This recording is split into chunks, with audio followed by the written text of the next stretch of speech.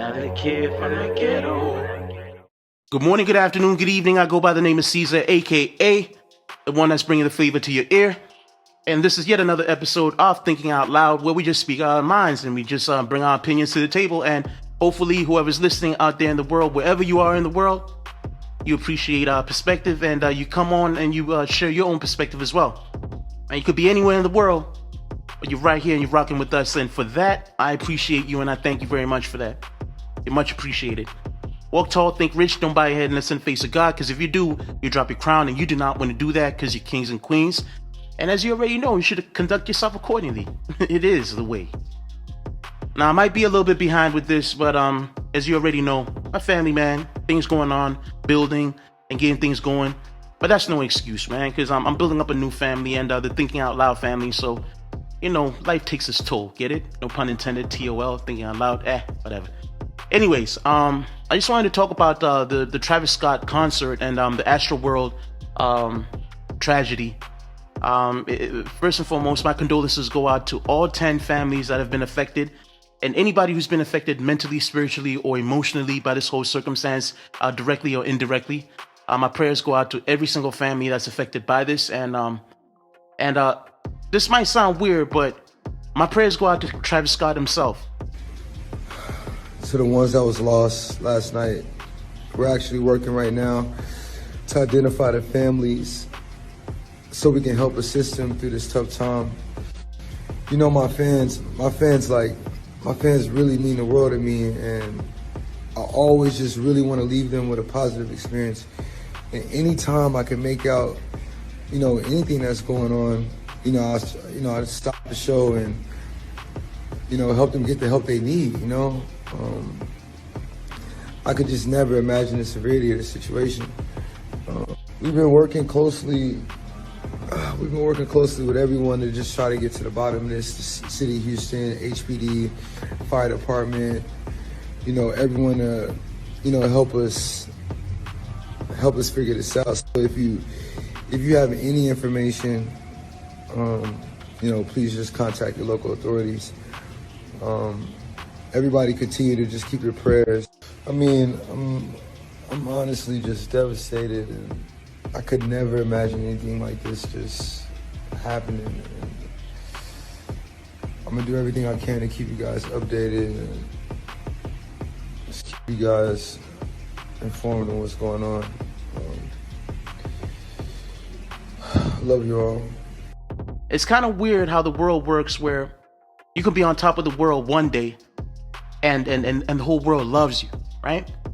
And in the blink of an eye, without any warning, your life can be just flipped upside down and it's complete 360, and now you're the world's most hated, or you're the world's least appreciated. It's crazy how somebody like Travis Scott can bring us so many different bangers, so much positivity into our lives through music, through creation of clothing and fashion. And it's just so crazy that a circumstance like the Astroworld tragedy can have the whole world just pretty much turn their back on him. And when I say the whole world, I'm exaggerating a little bit. Let's say a vast majority of the world has just turned their back on him, right? You got people burning merch, you got people cutting up merch, you got people calling him the devil and all types of stuff. And it's just insane to me how the fabric of our innermost emotions and our character, for the most part, is so fragile and so fickle.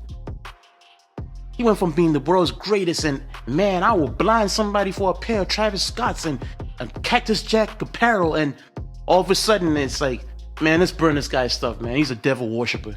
I don't know about that. Now, let me just put a couple things in perspective, right? And think about this.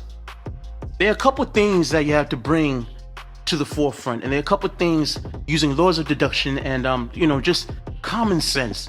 There are a couple things that you have to pay attention to, right? If a place has even 8,000 people, and I'm not sure what the capacity was, might have been more, but it's a whole bunch of people, right?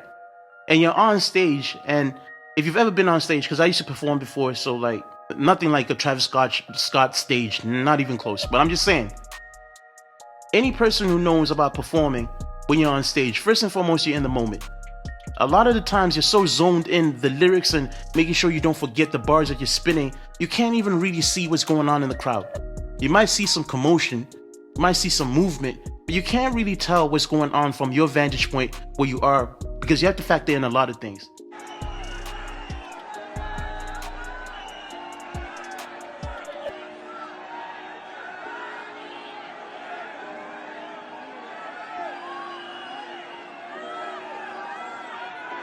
What the fuck is that?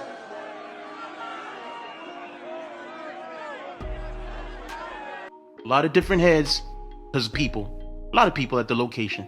On top of that, the lighting is crazy, right? The lighting will put you in a position where you're not able to see every single detail of every single thing that's going on. So how can you know specifically that, hey man, this person in the middle of this mosh pit or in the middle of this crowd is in medical duress? They need medical assistance immediately, right? There are a couple of things that you have to, factor in to be fair. You have to be a fair person, okay? That man is performing and doing his job. His number one job is to be an artist. His number one job is to arrive at the location on time and put on one heck of a show, all right? His responsibility on the contract is not to make sure that everyone is safe directly. If he sees something obviously happening to people, he has to jump and say, hey, stop the show if he notices it. But from his vantage point, let's all be fair. Even you yourself, how much would you be able to see from that? Like, unless you have 20/20 vision with Hawkeye freaking DNA in your blood, like, how are you gonna see that? It's hard to see, man, right? Anyways, imagine what that guy is going through, and at a time like this, man, he's probably already blaming himself for something that was beyond his control. It was beyond security's control. Security can do everything that they can to mitigate and to control the crowd. But if there's a crowd surge, or if there's certain movement, or if there's certain people who are now in medical duress in the crowd, right? It's hard, man. If you've ever been to a concert or any large gathering, you already know how things can go chaotic in the blink of an eye, right? Now, another thing that is kind of weird is the number of people who are catching cardiac arrests at the location. Go! Hey, go, homie, go. Hey, you don't want to get stomped on out here, bro, for real shit. I can help you, bro. For real. Bro, you can't stand. Bro, you can't stand, bro. Hey, come on, homie. For real. Spontaneously, just a bunch of people just dropping, right? Now, if people were suffocating or maybe having panic attacks and subsequently falling out because of the panic attacks, I can understand that, but it's kind of suspicious, and that's the reason why the FBI is involved, to figure out exactly what the circumstance was or what led to the people just falling out and getting cardiac arrests everywhere, right? To me, I think as people, just being fair, reach out to Travis Scott, man, through Twitter, Instagram, send a pigeon, send a bird. But encourage that man and provide some uplifting, because at a time like this, who knows what he's going through mentally? He might feel so responsible for the demise of all those people's lives that he might want to do something to himself. Nobody knows. So I would like to suggest that everybody just reach out to Travis Scott and send love, send positivity, send energy that will lift him up, not bring him down. Don't be a follow fashion person, and don't be a person who just joins the line. And just because Tom, Dick, and Harry are saying, hey, screw him, middle finger to him, let's burn all this apparel because he's a devil worshiper. And that's another thing, man. Of course, when there's a bunch of people screaming at the same time in a location because it's a stampede, if you've ever heard any tragic circumstance and you hear people screaming because they're running away from gunfire or anything like that, or a stampede or anything like that, people will scream in unison. And that discord will sound, for lack of a better word, demonic.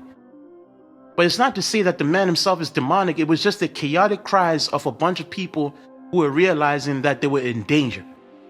So let's just cut the BS and let's stop this nonsense of trying to point a finger and saying that this man is a devil worshiper and that was a mass freaking sacrifice to further his career and whatever he has to do. Like, let's just cut the nonsense. I can understand some conspiracies are real. Don't get it twisted.